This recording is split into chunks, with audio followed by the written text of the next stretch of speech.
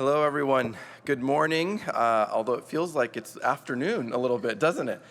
My name is Ramiz Iskander. I am from the University of California, San Diego. I will be moderating Scientific Plenary 3, Novel Therapeutics, the Expanding Toolbox.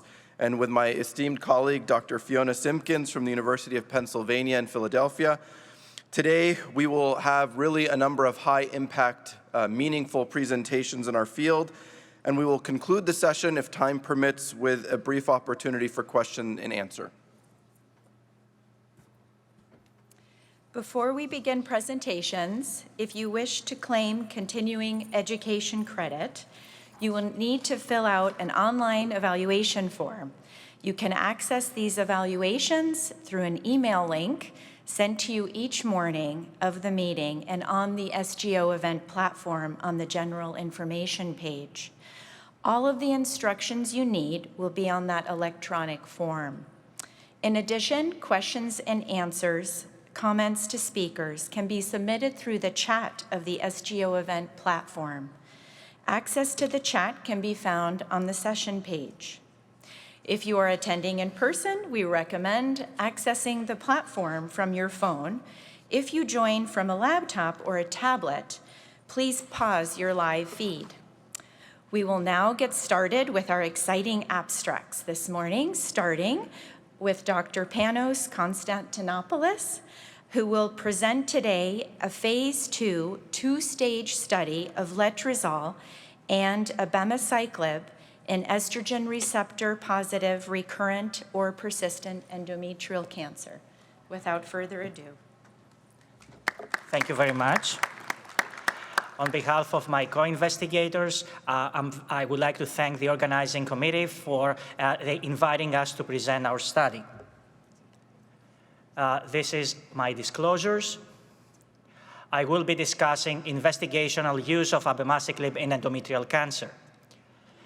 Approximately 70% of endometrial cancers are estrogen receptor positive, which includes 85% of grade 1 and grade 2 tumors and 50% of grade 3 tumors.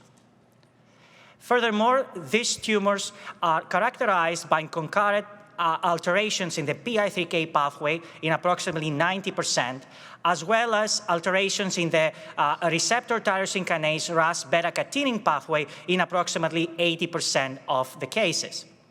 Importantly, both of these pathways promote resistance to endocrine therapy by facilitating either ligand-independent activation of estrogen receptor and transcriptional activity or ER-independent activation of downstream proliferative signals.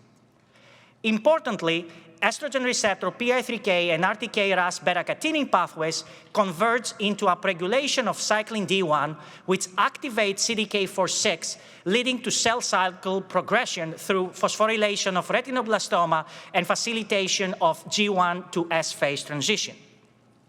Based on this, we hypothesized that the CDK4/6 inhibitor abemaciclib will have additive or synergistic activity with the aromatase inhibitor letrozole in this setting.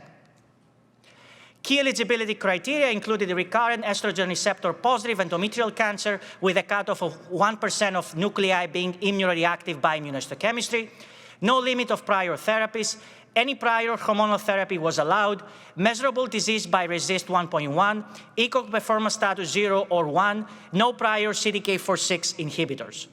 Co-primary endpoints included progression-free survival of at least 6 months after initiating therapy and objective response rate. Secondary endpoints included progression-free survival and overall survival and toxicity, and exploratory endpoints included biomarkers of response and resistance. Patients received letrozole 2.5 milligrams daily and abemaciclib 100 milligrams PO twice daily until progression or toxicity. An objective response rate less than 5% and PFS6 of less than 10 would be of no interest, whereas an improvement to a 20% objective response rate or 30% PFS6 rate would be worth of further evaluation. Overall, at the end of our study, if we had at least 4 objective responses or at least 8 PFS6 responses, we would declare letrozole abemaciclib worthy of further study. Overall, 30 patients were enrolled and initiated protocol therapy. 28 of the 30 patients had endometrioid histology, 1 had serous and 1 carcinosarcoma. 12 patients had grade 3 or undifferentiated tumors, including the 1 serous and 1 carcinosarcoma. 50% of patients had received prior hormonal therapy, and the median lines of prior systemic therapy was 3, range 1 through 8. Of the 30 patients who enrolled and initiated protocol therapy, there were 9 partial responses, all in endometrioid tumors. 1 was unconfirmed. This was a patient who, after her first scan, she had a PR, but unfortunately thereafter she developed psychosis unrelated to both study drugs, which resulted in prolonged hospitalization and precluded any further evaluation. Stable disease was seen in 13 patients and progressive disease in 7 patients, with an overall objective response rate of 30%. This is the waterfall plot. 9 patients still are on protocol therapy, and they are highlighted in red stars.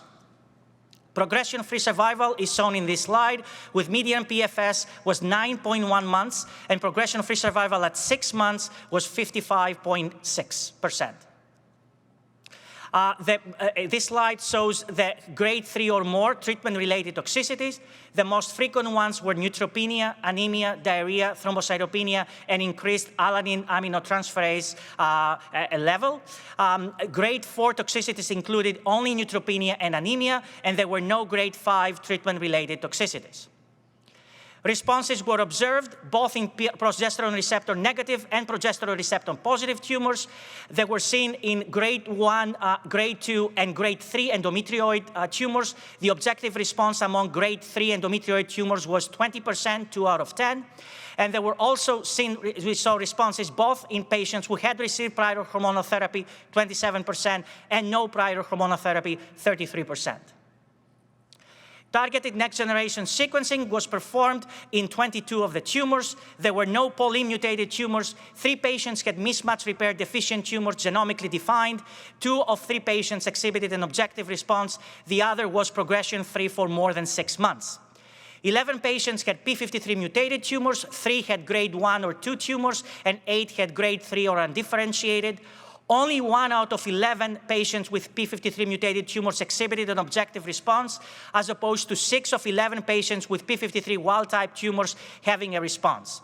None of the p53 mutated grade 1 or grade 2 tumors responded to therapy, and the sole p53 mutated responder was a grade 3 tumor which harbored a CDKN2A mutation, which is associated with response to CDK4/6 inhibition. The median progression-free survival of p53 mutated tumors was 2.3 months. In conclusion, letrozole abemaciclib exhibited promising activity in patients with recurrent estrogen receptor-positive endometrioid cancer and met the predetermined criteria to be worthy of further evaluation in this patient population. Letrozole abemaciclib demonstrated an acceptable safety profile with no unexpected toxicities. 16 patients had at least 1 dose reduction of abemaciclib, and 2 patients discontinued therapy because of toxicity. Responses were observed regardless of grade, progesterone receptor, and MMR status, and regardless of prior receipt of hormonal therapy. Exploratory analysis suggested that p53 mutation may be associated with inferior response to letrozole abemaciclib, possibly reflecting either enrichment with grade 3 tumors that are not hormonally driven, or presence of alternative non-CDK4/6 dependent G1/2S bypass mechanisms in p53 mutated tumors. I would like to acknowledge patients and their families, clinical investigators, nurses, research and non-research staff, and Eli Lilly for funding this investigator-initiated study and provided abemaciclib. I would like to thank you all for your kind attention.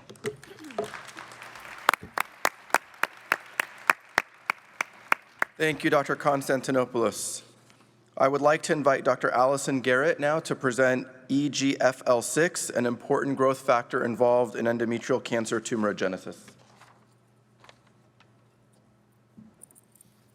Thank you so much for this opportunity to present our work. I have no disclosures. Uterine cancer is the most common gynecologic malignancy in the United States. The incidence and mortality rates from uterine cancer continue to increase over time. This is largely due to limited therapies that exist for patients with advanced or recurrent disease. We know that obesity is a major risk factor for the development of endometrial cancer.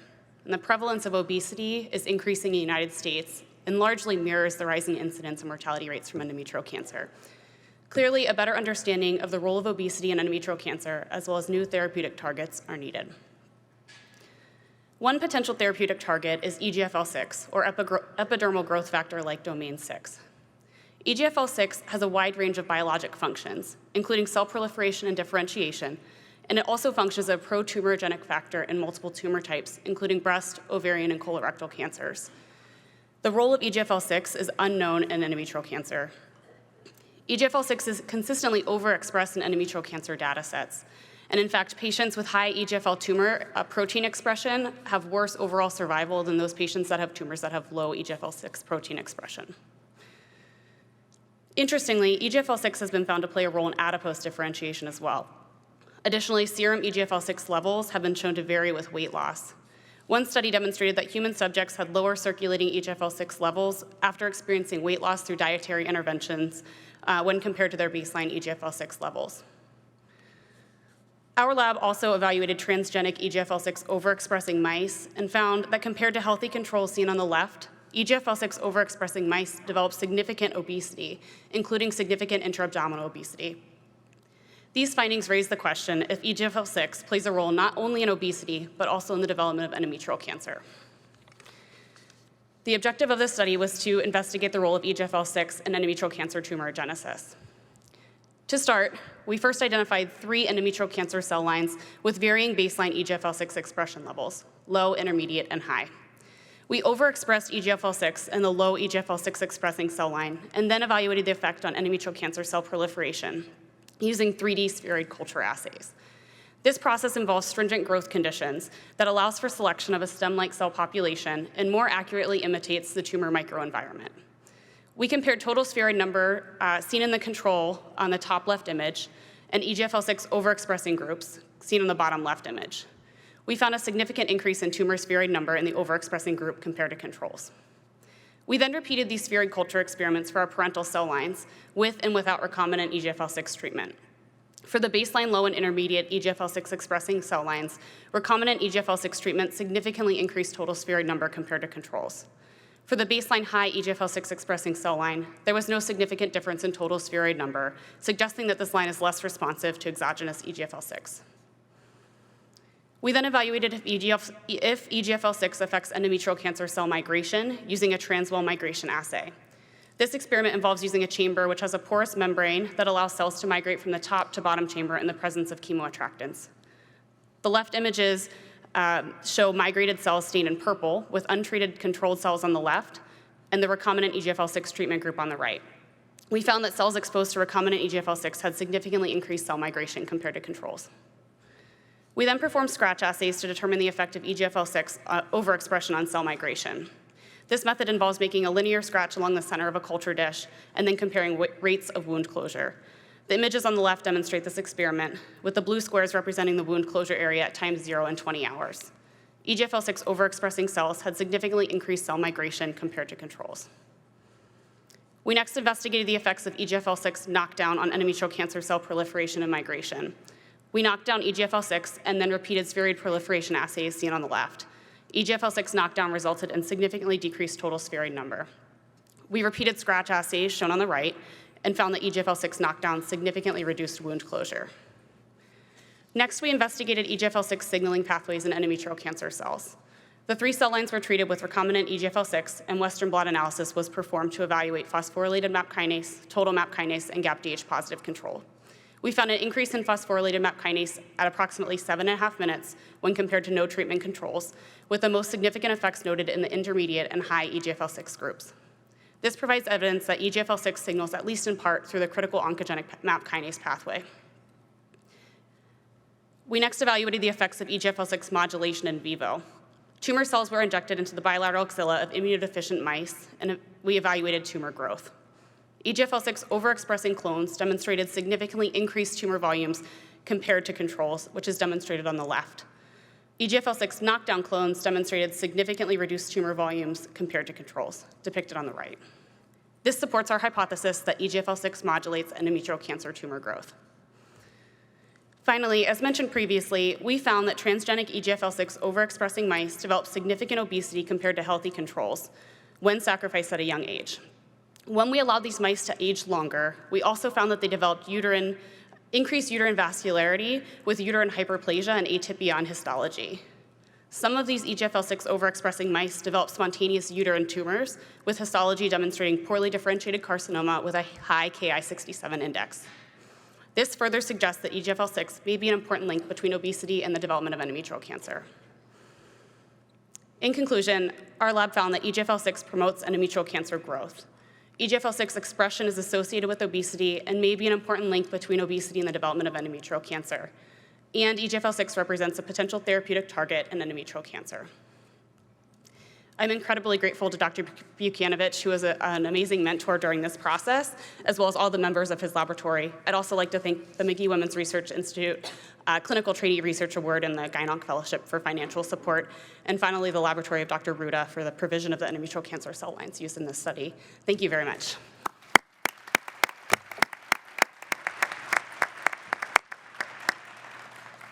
Thank you, Dr. Garrett. We'd like to now welcome Dr. Ji-Hung Liu for his presentation discussing a novel combination of niraparib and anlotinib in platinum-resistant ovarian cancer, the final efficacy and safety report of ANNIE study, a phase 2 multi-center trial. Hello, ladies and gentlemen. First of all, I'd like to thank the organizing committee give us the opportunity to present our research work here. My name is Guochen Liu from Yedison University Cancer Center. On behalf of Professor Ji-Hung Liu and our team, I will talk about the final results of a phase 2 multi-center study, ANNIE study, looking at the efficacy and safety of a novel combo of niraparib and anlotinib in platinum-resistant ovarian cancer. Here is my disclosure.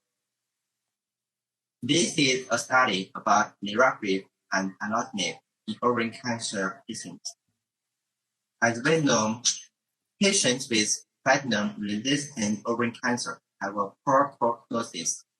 Effective treatment options for this population are limited. Both PARP inhibitors and angiogenesis inhibitors were effective in the treatment of recurrent ovarian cancer in previous studies. In preclinical studies, angiogenesis inhibitors cause hypoxic settings in vivo. The latter downregulates homologous recombination repair genes, which enhances the sensitivity of PARP inhibitors. The synergy between angiogenesis inhibitors and PARP inhibitors were reported to increase activity in platinum-sensitive recurrent ovarian cancer in previous clinical studies.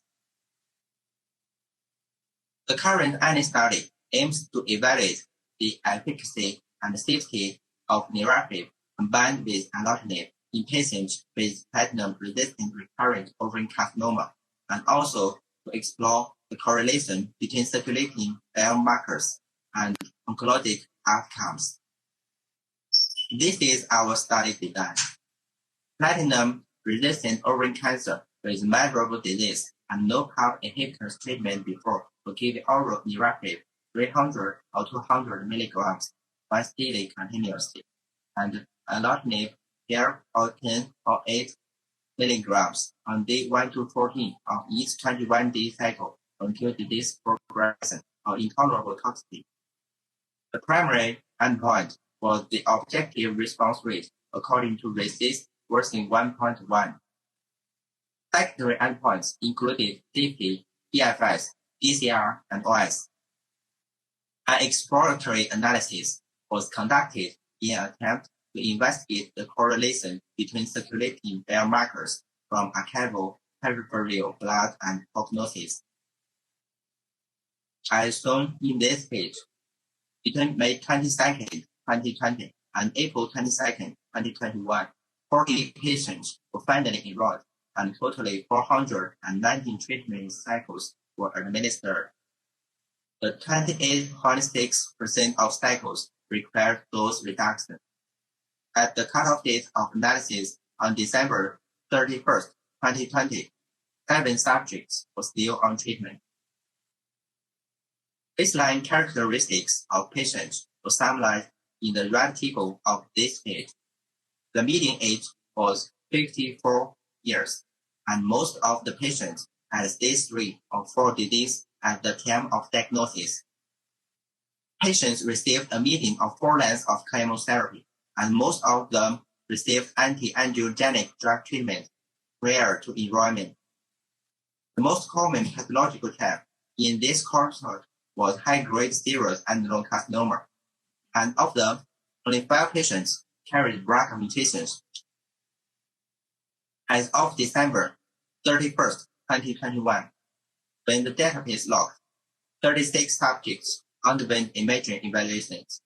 The confirmed best overall response showed 1 case with complete response, 19 with partial responses, yielding the ORR of 50% in the 4 analysis sites, and 55.6% response rate in efficacy evaluable analysis sites.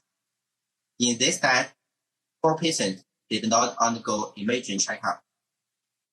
At data cutoff, the median follow-up was 11.8 months for all the patients in the intention to treat population. The median progression-free survival was 8.3 months. 7 patients died during the study follow-up. The overall survival data were not mature at the time of this analysis. The most common drug-related adverse events were hypertension, leukopenia, and hand-foot syndrome. And the most common grade 3 or 4 events were neutropenia, hypertension, and anemia. No treatment-related death or myelodysplastic syndrome were recorded. The qualified blood samples were collected from care patients before and during treatment. Preliminary analysis showed that patients with PPM1D mutation presented more stable or progressed disease, and less than partial or complete remission in patients bearing PPM1D mutation, while less of response to this combination treatment was seen in patients with SPEN mutation. However, these results need further investigation due to a small sample size. In summary, niraparib in combination with allotinib showed promising anti-tumor activity and tolerable toxicity in patients with platinum-resistant recurrent ovarian cancer. PPM1D mutation may lead to resistance to niraparib plus allotinib, while SPEN mutation was associated with better treatment response. We keep going to conduct an anti-PAR study to look at the efficacy of this combo in PRR patients previously used PARP inhibitors.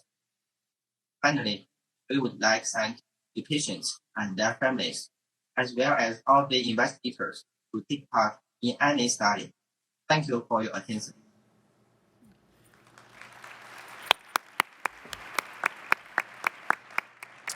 I would like to thank our first presenters, and in parallel, welcome Dr. Shannon Weston for a distillation of these presentations from the University of from MD Anderson University. Do we even know what we're doing? I feel so like I haven't done this in so long. Okay. Hi, everybody. Okay, this is so exciting. Thank you guys so much for inviting me to this distillation. These are my disclosures. And I will be discussing unlabeled use in the context of the work that was just presented.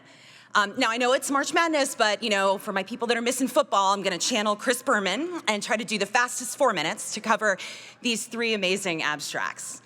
But first, I want to level set, right? So we're going to talk a little bit about hormonal therapy and combinations in endometrial cancer, and I think this is the bottom line. Here's the modest activity that we can see with single and combination hormonal therapy that provides the floor of what we're going to judge these combinations for and understand the unmet need. So to kick it off, the work by Dr. Konstantinopoulos and colleagues looking at the combination of letrozole with the CDK4/6 inhibitor abemaciclib in ER-positive endometrial cancer. Now, I'm not going to go through this in great detail because Dr. Konstantinopoulos just gave us a master class, but I do think it's important to highlight the role of CDK4/6 inhibition in potentially overcoming endocrine resistance that is driven by upregulation of CCND1 and subsequent CDK4/6 activation of cell cycle progression. So the science was right. So the combination of these two agents of abemaciclib and letrozole did yield responses above what we would expect with aromatase inhibitors alone. And this impressive progression-free survival was in the setting of really modest grade 3/4 toxicity, pretty acceptable toxicity. Now, we never do cross-trial comparison, but I do want to remind you of the Paleo study that was recently presented that looked at letrozole with palbociclib, and you can see fairly consistent progression-free survival for that combination. So this combination makes sense. But importantly, what they looked at was trying to understand mechanisms of response, or in this case, resistance to therapy, where we saw that tumors that had p53 mutations really did have lower objective response and lower clinical benefit. Now, this is important when we're looking at a tumor type that generally has high hormonal receptor expression. We want to find a way to tease out who might benefit from a given combination. Now, transitioning to the novel target that was explored by Dr. Garrett and her colleagues of EGFL6. Now, in addition to its role in potentially tumorigenesis, EGFL6 is really intriguing because of its role in adipose differentiation, where we see that serum EGFL6 levels decrease in the setting of weight loss, and conversely, those EGFL-expressing mice had massive obesity. So these facts, in addition to the finding that tumors with high EGFL6 expression, protein expression, had worse overall survival, led her to explore this in more detail.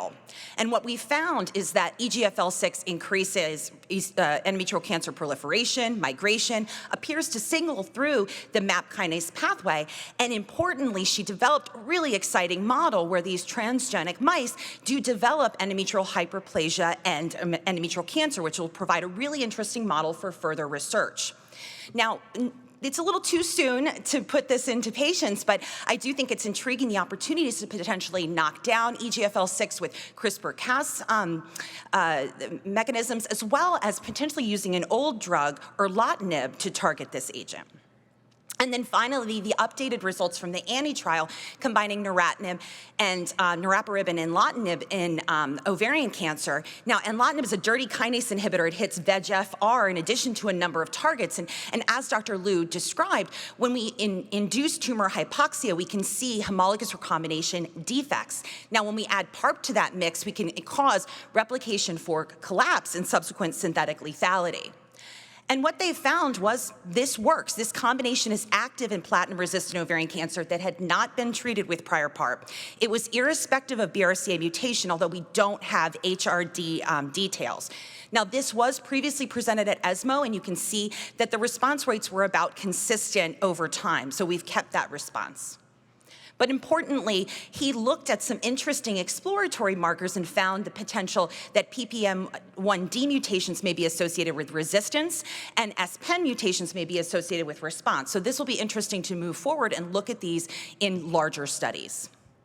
So it was my great honor to review these three amazing abstracts, and it's so exciting to look at these novel combinations, but more importantly, understand those mechanisms of response and resistance so we can really drive the science. So thank you all.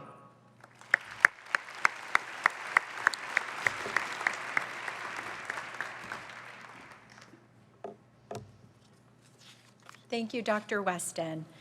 We will shift gears to cervical cancer. We will continue our session with efficacy and safety of serplulimab, an anti-PD-1 antibody combined with albumin-bound paclitaxel in patients with advanced cervical cancer who have progressive disease or intolerable toxicity after first-line standard chemotherapy, with Dr. Zhusheng An.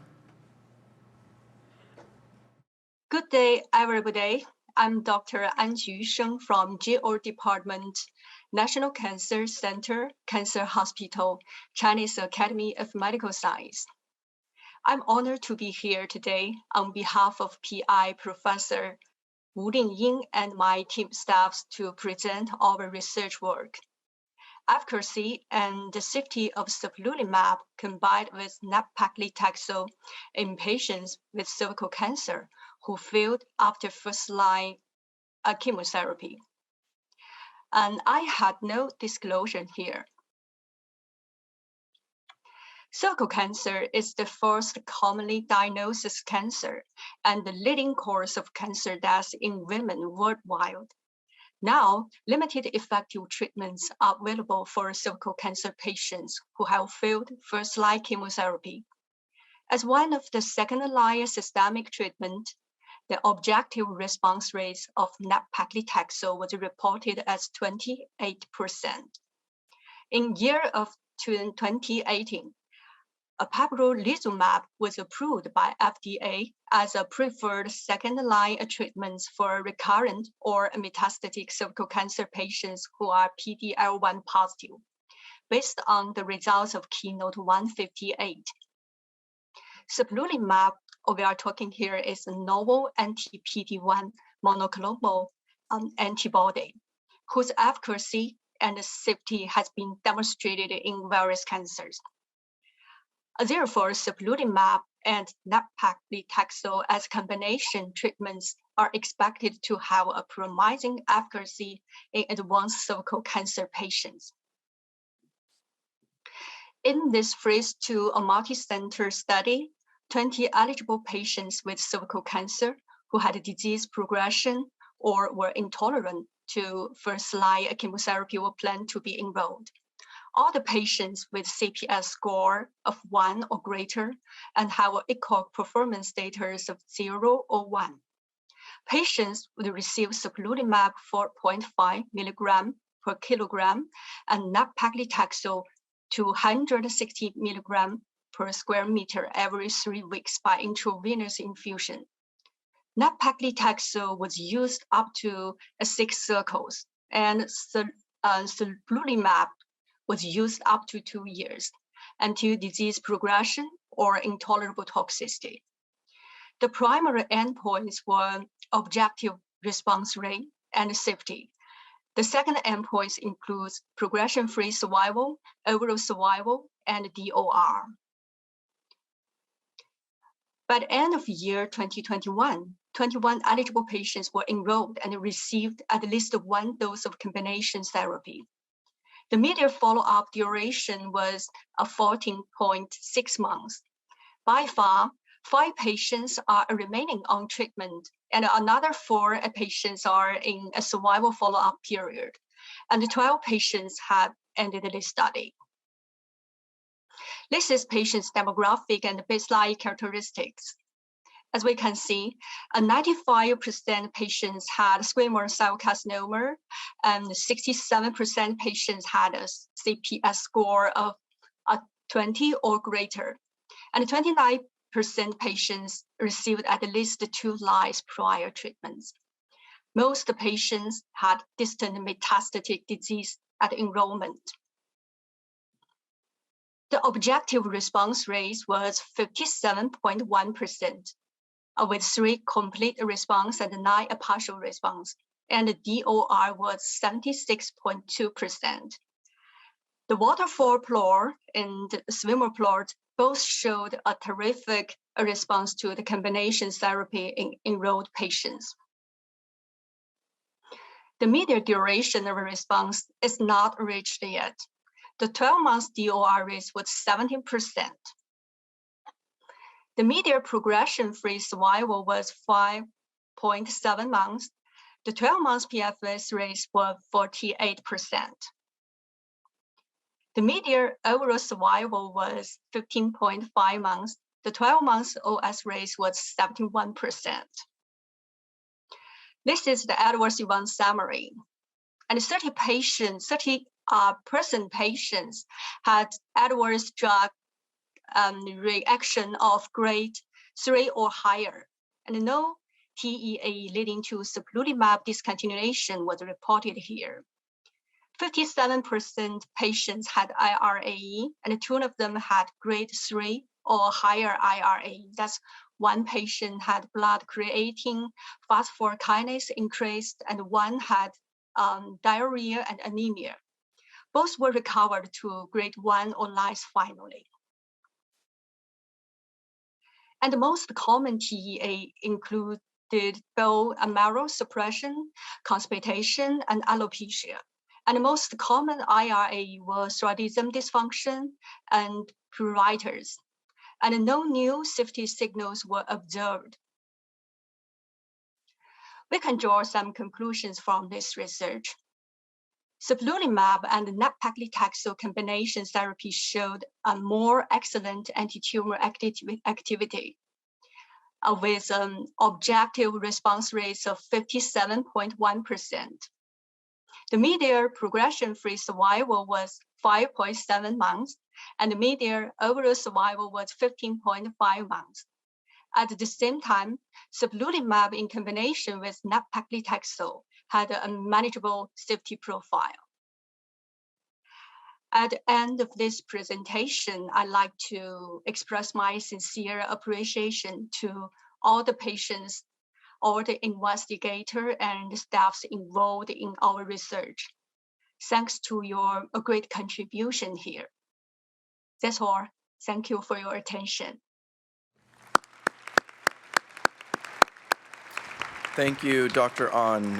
Now I'd like to welcome Dr. Xiehua Wu, who will present efficacy and safety of canalimab, an anti-PD-1 CTLA-4 bispecific antibody in previously treated recurrent or metastatic cervical carcinoma patients, a multi-center, open-label, single-arm phase 2 trial. Dear friend and attendants, my name is Xiehua Wu from Fudan University Shanghai Cancer Center. It's my honor to be here, introduce the result of study, efficacy and safety of canalimab and PD-1 and CTLA-4 bispecific antibody in the recurrent cervical cancer phase 2 study. By means of video recorded, I have nothing disclosed. As we all know, there is a limited effective therapy for the treating second-line recurrent and metastatic cervical cancer. Last year, FDA approved the pembro in the combination with chemotherapy for this patient who's PD-L1 positive. This represents the urgent unmet need. Canalimab is a bispecific antibody against the PD-1 and the CTLA-4. It's designed to retain the efficacy benefit of a combination of PD-1 and the CTLA-4, and to improve the safety profile of the combination therapy. In this study, we assess efficacy and safety of canalimab in this patient. Based on the fact PD-1 and CTLA-4 co-expression in tumor infiltrating lymphocyte, but not in the normal peripheral tissue lymphocyte. So we assume PD-1 and CTLA-4 bispecific may display the higher avidity of lymphocyte in the tumor microenvironment. This is the study design for the chat. It is a multi-center open-label single-arm phase 2 study. This study enrolled the case with the advanced cervical cancer progress on or after a few previous tablet chemotherapy with bevacizumab or not. All the enrolled patient would get the canalimab monotherapy. The primary endpoint was ORR, secondary endpoints PFS, DOR, DCR, and TTR. Until August 5th, 2021, 111 patients had received at least one dose of cadonilimab, and 100 patients was including the fast analysis. The median follow-up time is 9.6 months.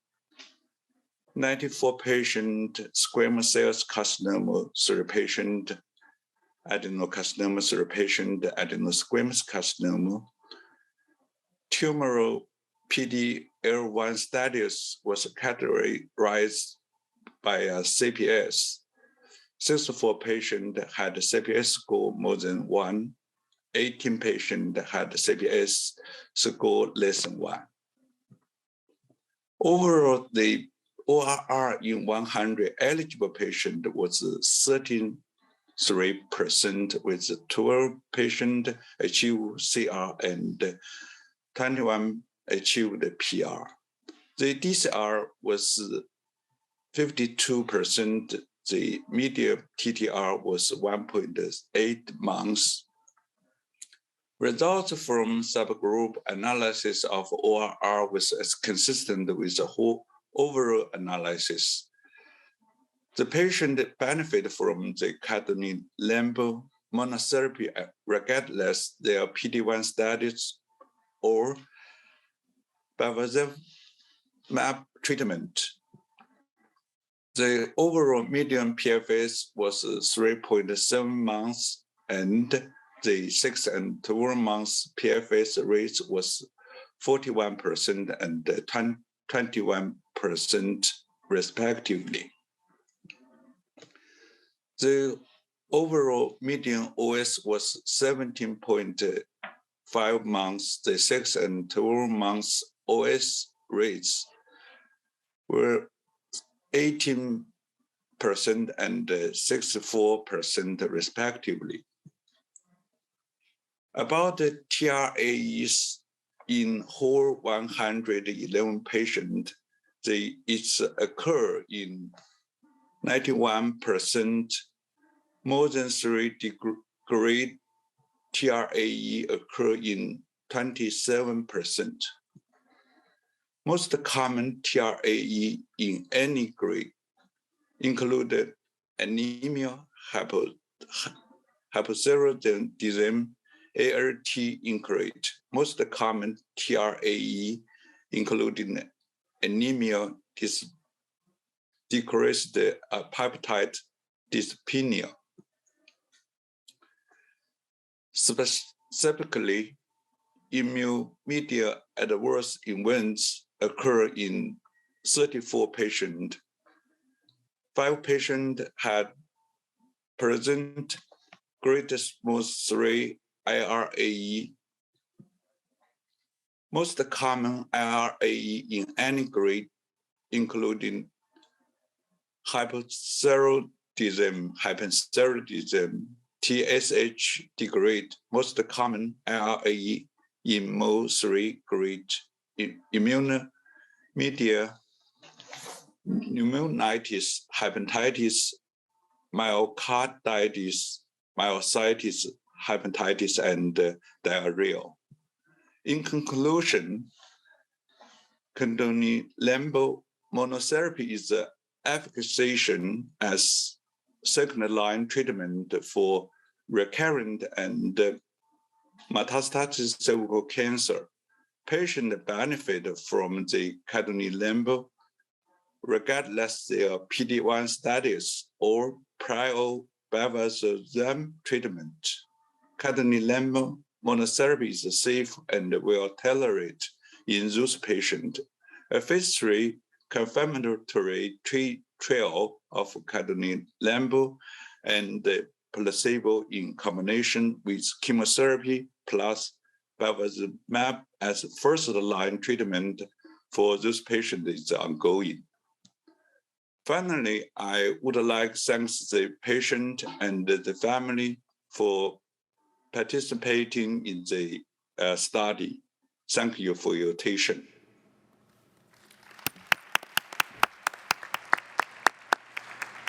Thank you to our presenters. Here to provide a distillation is Dr. Nicoletta Colombo of the European Institute of Oncology and the University of Milan. Welcome, Dr. Colombo. Thank you. Thank you very much for this kind invitation to discuss abstract 74 and 75. I also have 4 minutes, but for me it's less because I'm Italian and I cannot speak as fast as the Americans. Sorry. So these are my final disclosures. I will be discussing the unlabeled and investigational use of these 2 products. So the context we are discussing is cervical cancer, which is a devastatingly preventable disease, still a big burden for incidence and mortality, particularly in developing countries, with limited second-line effective therapies, and therefore a very high unmet need for novel treatment options. Several immune checkpoint inhibitors have been investigated with overall modest activity as monotherapy, also limited to a subset of patients. Therefore, combination therapies will likely be required to enhance the anti-tumor activity of immune checkpoint inhibitors.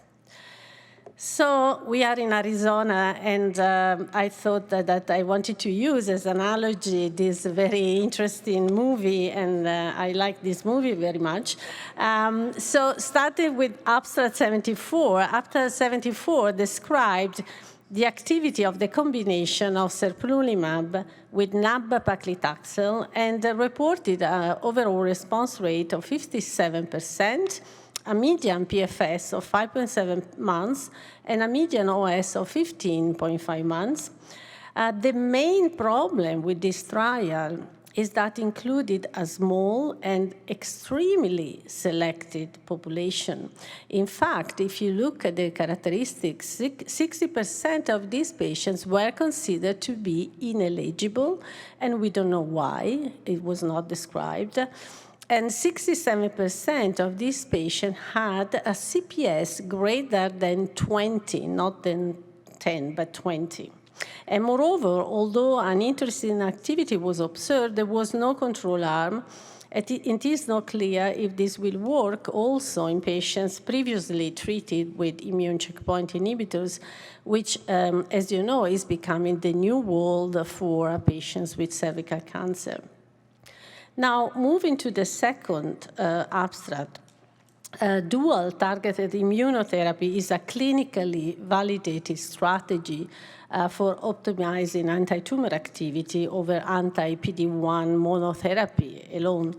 And this drug, cadonilimab, is a bispecific antibody against the PD-1 and CTLA-4, which was designed to retain the efficacy of the combination while reducing the side effects.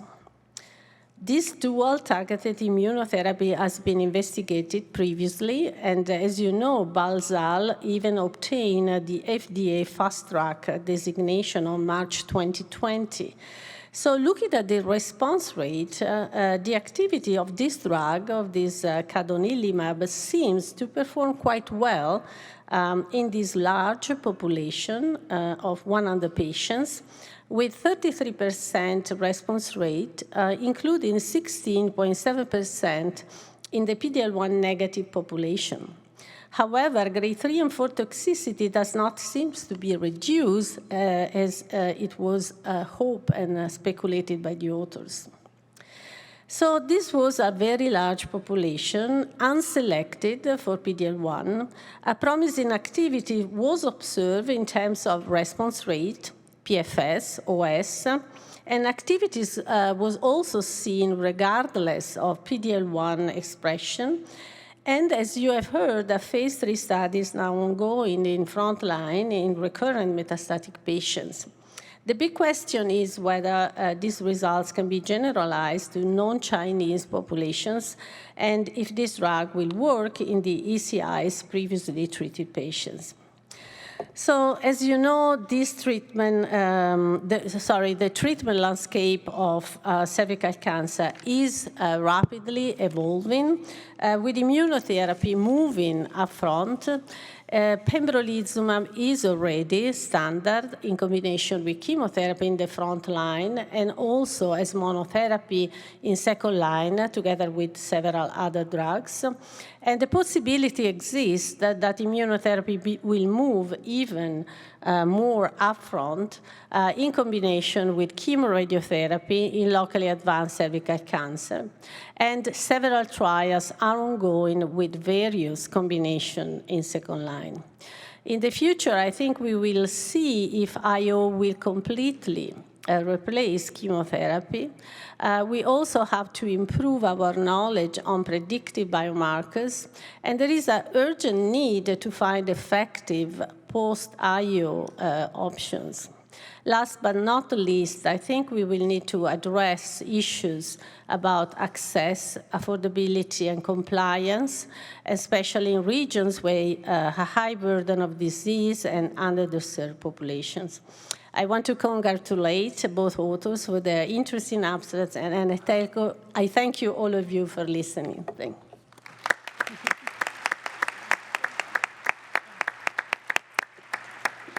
Thank you so much, Dr. Colombo. We're switching gears to ovarian cancer. We'll continue on with our next presentation of our session and welcome Dr. Deborah Richardson, who will present updated results from a phase 1 expansion study of upifitamab, rilsodotin, and NaPi2b directed Dolaflexin antibody drug conjugate in ovarian cancer. Welcome. I would like to thank the scientific committee for the opportunity to present results from the phase 1b expansion study of the NaPi2b directed antibody drug conjugate upifitamab rilsodotin, or UpRi for short, in ovarian cancer. These are my disclosures. UpRi is an investigational agent in clinical development not approved for use in any country. UpRi is a first-in-class ADC targeting NaPi2b, a sodium-dependent phosphate transporter protein broadly expressed in high-grade serous ovarian cancer with limited expression in healthy tissue. NaPi2b is a lineage marker. Its expression appears to remain consistent throughout the course of disease. Approximately 2/3 of high-grade serous ovarian cancers are designated NaPi2b high based on an IHC tumor propensity score of at least 75%. UpRi has a high drug-to-antibody ratio of approximately 10, delivering more payload for each internalization compared to other ADCs. The payload is a microtubule inhibitor, auristatin F-HPA, with a controlled bystander effect, thus providing potentially reduced off-target toxicity while retaining activity against tumors with heterogeneous target expression. The phase 1b expansion study enrolled patients with high-grade platinum-resistant serous ovarian cancer with 1 to 3 prior lines of therapy, or patients with 4 prior lines of therapy, regardless of platinum status. Patients were not selected for NaPi2b expression. However, archival tissue and fresh tissue biopsies were collected for retrospective assessment. Based on data from the dose escalation trial, patients were initially treated at a dose of 36 milligrams per square meter, and following the protocol amendment, the dose was changed to 43 milligrams per square meter, with a capped dose of 80 milligrams. The primary objective was to evaluate the safety and assess preliminary efficacy, including overall response rate and disease control rate, in evaluable patients per RECIST. Evaluable patients were defined as those for whom baseline response and at least one post-baseline response assessment were available. Safety analyses included all patients receiving at least 1 dose of treatment. An analysis of UpRi dosing in this expansion cohort was performed to identify an optimal dose with lower toxicity and improved therapeutic index. Once the starting doses were normalized to actual BSA, it became clear that a range of UpRi doses had been administered. These normalized doses were divided into 2 analysis groups. Patients receiving an actual dose of 33 to 38 milligrams per square meter, designated as dose group 36 and represented in orange, and patients receiving a dose greater than 38 milligrams per square meter, designated as dose group 43 and represented in purple. 2 patients received less than 30 milligrams per square meter and therefore were not included in either dose group. As of June 10, 2021, 97 patients were enrolled. 33% of patients enrolled had 4 or more prior lines of therapy. Most patients had received prior bevacizumab and/or a PARP inhibitor. About 80% of patients' tumors had measured NaPi2b expression, 2/3 of which were NaPi2b high. Treatment-related AEs were mostly low-grade, with dose group 36 having a more favorable safety profile compared to dose group 43. The most frequently reported treatment-related AEs include fatigue, nausea, transient AST increase, transient thrombocytopenia, and decreased appetite. Grade 3 or higher ocular toxicity, neutropenia, or peripheral neuropathy seen with other ADCs was not reported. 14% of patients in dose group 36 had treatment-related serious AEs versus 27% in dose group 43. No grade 3 or higher pneumonitis events occurred in dose group 36. The lower dose group had fewer treatment-related dose modifications compared to the higher dose group at 34% versus 48%. 2 patients in dose group 36 and 8 patients in dose group 43 discontinued treatment due to treatment-related AEs. 73 patients were evaluable for response, having received at least 1 post-baseline assessment. 67% of patients had a reduction in target lesions from baseline, as measured by RECIST. Importantly, similar tumor reduction was observed in both dose groups. The emerging profile of UpRi continues to show responses, including 2 CRs in dose group 36. Therapeutic activity appears positively associated with NaPi2b expression. In patients with NaPi2b high tumors, the confirmed overall response rate was 44% in dose group 36 and 27% in dose group 43, compared to 36% and 17% respectively for all NaPi2b levels. The median duration of response was 5 months for patients with NaPi2b high tumors, with no obvious difference observed between the dose groups.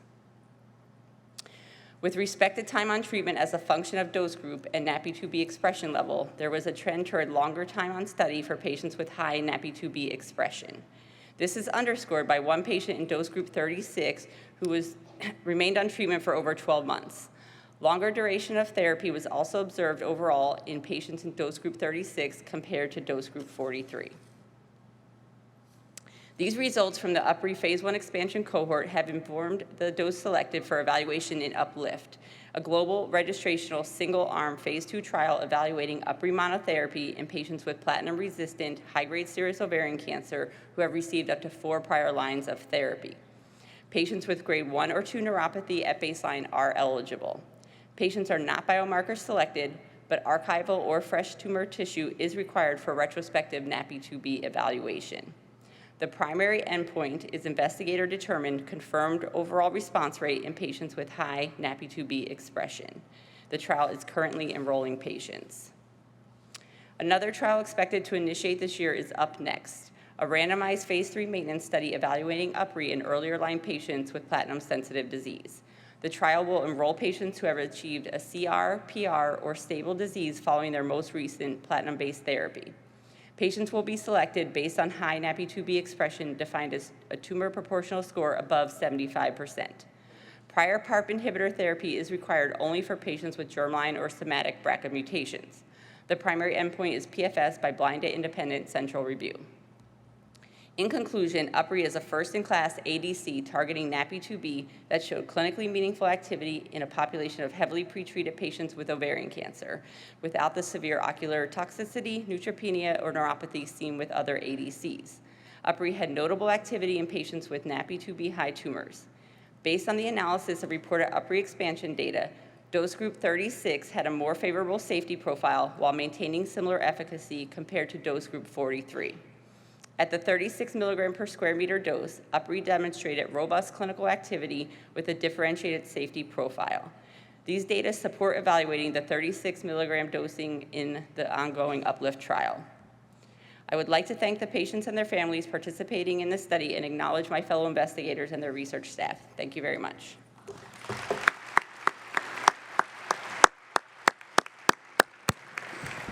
Thank you, Dr. Richardson. We'd like to welcome Dr. Ira Weiner to discuss clinical outcomes of ovarian cancer patients treated with the novel engineered cytokine nemvaleukin alpha in combination with the PD-1 inhibitor pembrolizumab. Recent data from Artistry-1. Hello, my name is Ira Weiner. I'll be presenting on behalf of my co-investigators the final data from patients with platinum-resistant ovarian cancer treated with nemvaleukin alpha and pembrolizumab in the Artistry-1 trial. We want to thank the Society for allowing us to present our data today. I have no financial relationships to disclose, and I will be discussing an unlabeled investigational use of a pharmaceutical product, namely nemvaleukin, in combination with pembrolizumab for the treatment of patients with ovarian cancer. So as we all know, most patients with high-grade serous ovarian cancer present with advanced disease at diagnosis and undergo surgery followed by platinum-based chemotherapy. Unfortunately, many of these tumors ultimately recur and become resistant to chemotherapy, specifically platinum-based, and are refractory to platinum-based chemotherapy at onset. And once this occurs, the prognosis is very poor. In general, typically median progression-free survival for patients with systemic chemotherapy after this is between 3 and 6 months. And ovarian cancer in general does not typically respond to single-agent checkpoint inhibitor therapies. Nemvaleukin alpha is a novel engineered cytokine that is based on the IL-2 backbone. It is specifically and preferentially activates CD8 T cells as well as natural killer T cells with minimal expansion of regulatory T cells. In general, it's designed to harness the validated interleukin-2 anti-tumor pathway while mitigating associated toxicities. Preclinical activity, specifically with nemvaleukin in association with chemotherapy, as well as CPIs and TKIs, have all shown enhanced use and synergy. The Artistry-1 trial itself is a phase 1/2 trial evaluating nemvaleukin alone, as well as in combination with pembrolizumab, in patients with advanced solid tumors, including ROC. Here we describe findings from nemvaleukin plus pembrolizumab in patients with platinum-resistant ovarian cancer enrolled in the Artistry-1 trial. This is an overall study design of Artistry-1, specifically within the platinum-resistant ovarian cancer cohort. This was the nemvaleukin plus pembrolizumab, wherein all patients received 3 micrograms per kilogram IV on days 1 through 5, and pembrolizumab 200 milligrams IV on day 1 on a Q3 week or 21-day cycle. In general, there were 16 patients enrolled with platinum-resistant ovarian cancer in this population of patients. Here are the baseline characteristics as well as prior regimens of these patients. Greater than 80% of these patients had high-grade serous carcinoma. In terms of results, the nemvaleukin and pembrolizumab combination induced a robust expansion of CD8 cells as well as natural killer cells, with minimal effects on Tregs as demonstrated in this slide. This waterfall plot demonstrates change from baseline of target lesions. As you can see with the arrows, there are 3 patients that still have treatment ongoing. And one of the patients achieved 100% reduction in tumor volume.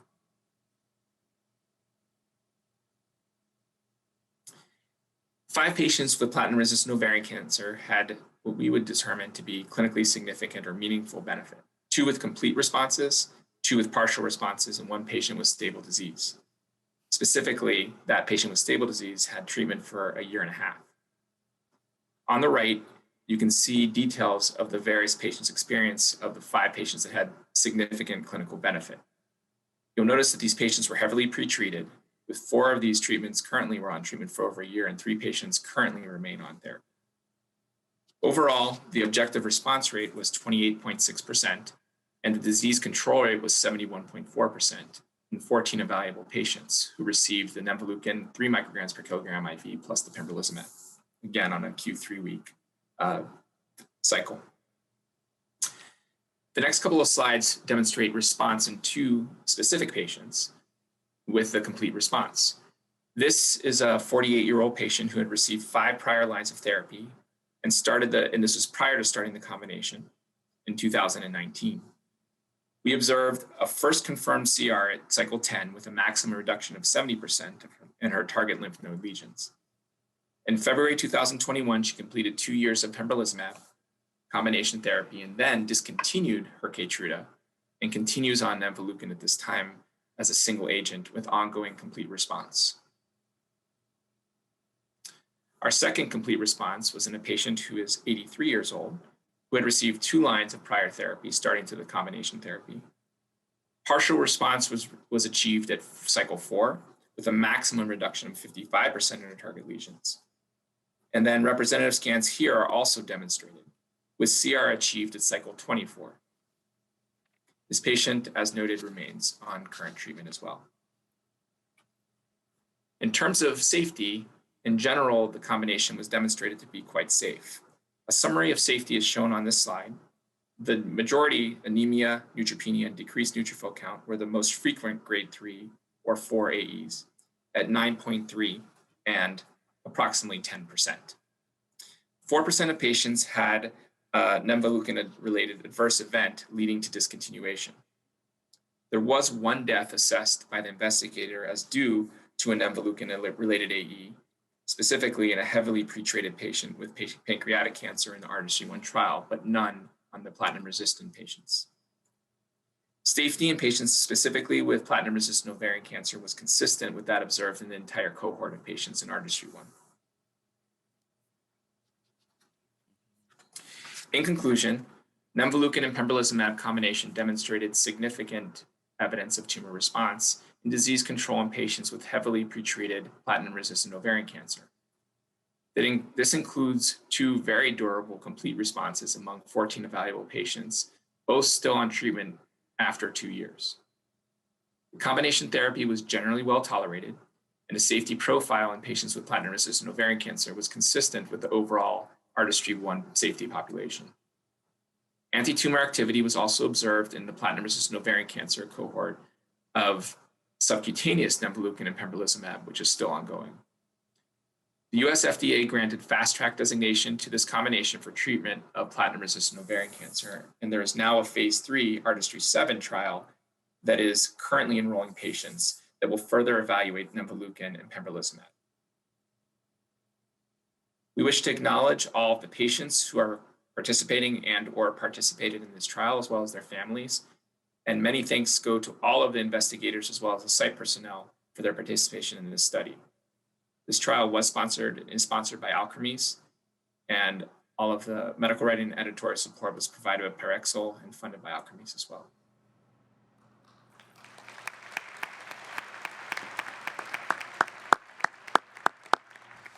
I would like to thank our presenters and also welcome our distillant, Dr. Catherine Fu of the Siteman Cancer Institute in St. Louis. Welcome. Thank you so much. Thank you, everyone. I also have 4 minutes. Although I'm American, Shannon Weston's speed is quite unique American, but I will see what I can do. So thank you for this opportunity, and these are my financial disclosures, and I will be discussing unlabeled investigational uses. I want to congratulate Dr. Richardson and Dr. Weiner for their excellent trials, and in particular, this is an example of the strategies currently in platinum-resistant ovarian cancer. And with the presentation of these 2 trials, we've added to this regimen, in particular the immunotherapy combinations as well as ADCs and NaPi2b. And so focusing on Dr. Richardson's trial. So there's actually 11 ADCs approved for cancer therapy since 2000. You can see in breast cancer, multiple myeloma, and lymphomas. There have actually been none in ovarian cancer, but these are the current ones under development in ovarian cancer.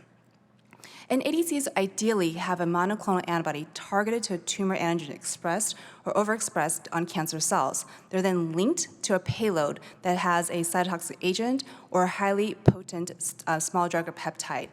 And so UpRi is perfect for this and ideal, in the sense that there's a high NaPi2b expression by IHC seen in 64% of patient tumors.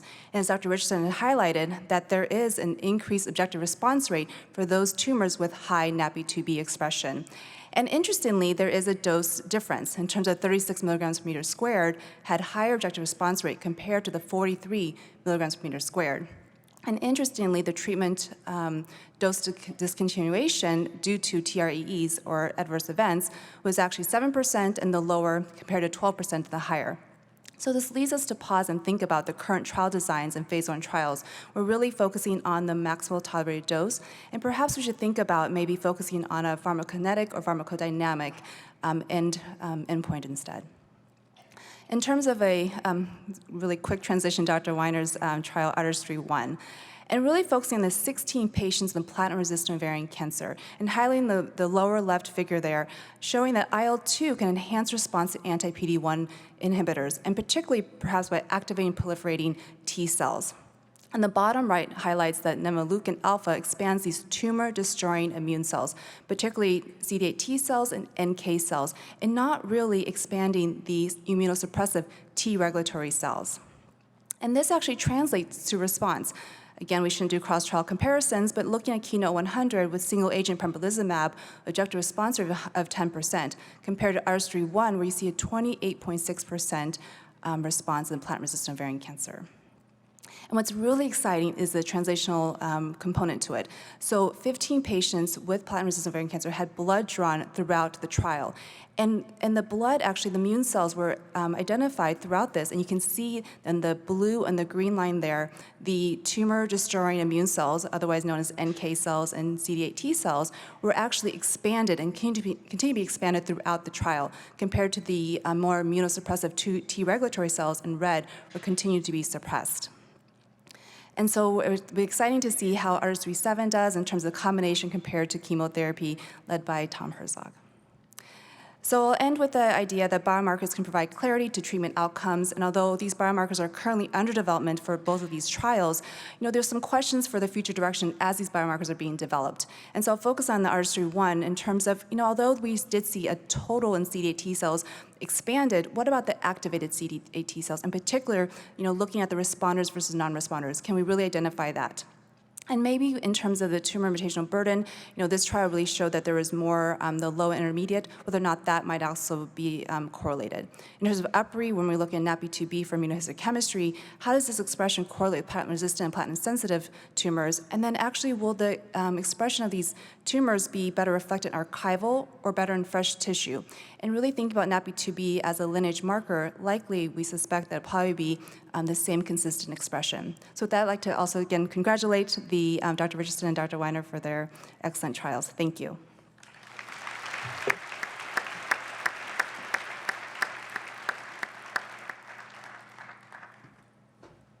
Thank you, Dr. Fu.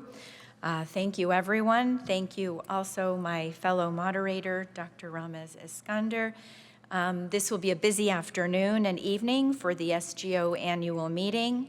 At 3:30 p.m., we have a past president's panel, followed by the presidential address from Dr. Diane Yamada at 3:50.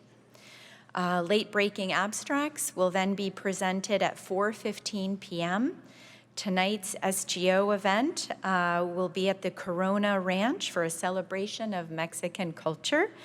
We hope you have a wonderful afternoon. Thank you. Hey, feeling good, like I should. When in dark, walk